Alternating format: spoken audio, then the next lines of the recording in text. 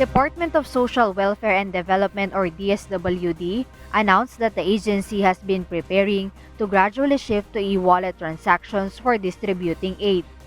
Sisimulan natin yan sa 4Ps kung saan pwede nang sa e-wallet like GCash makuha ang kanilang grants, and later on, imamigrate rin natin sa iba pang programa ng DSWD.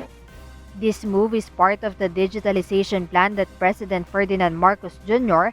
envisions for various government transactions.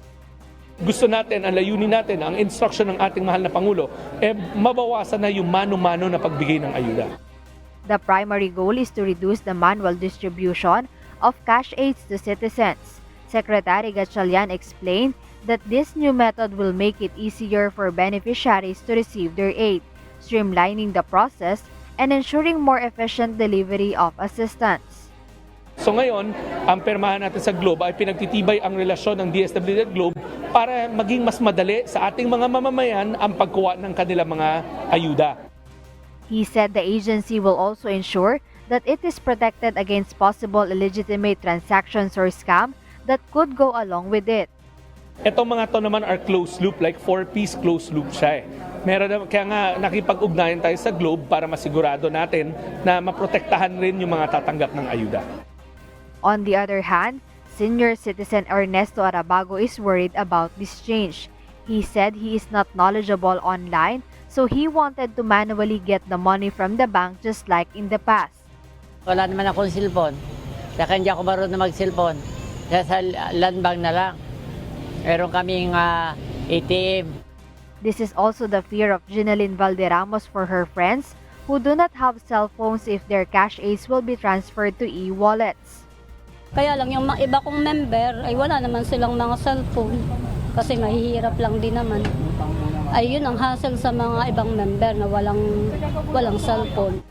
But DSWD Secretary Gatchalian made sure that the government has continuous effort to educate our citizens who are not yet knowledgeable online.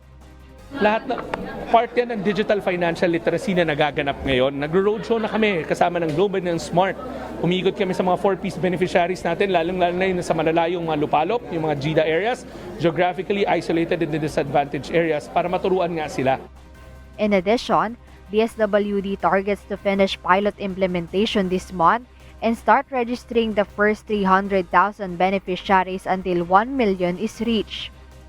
The pilot is coming to an end this month, and we are now going to scale it up. The first 300,000 beneficiaries will be signed up, and hopefully next year another 300,000 until we reach 1 million.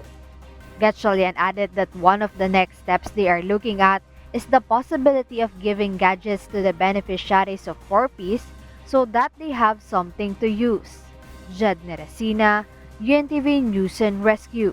We serve the people, we give glory to God.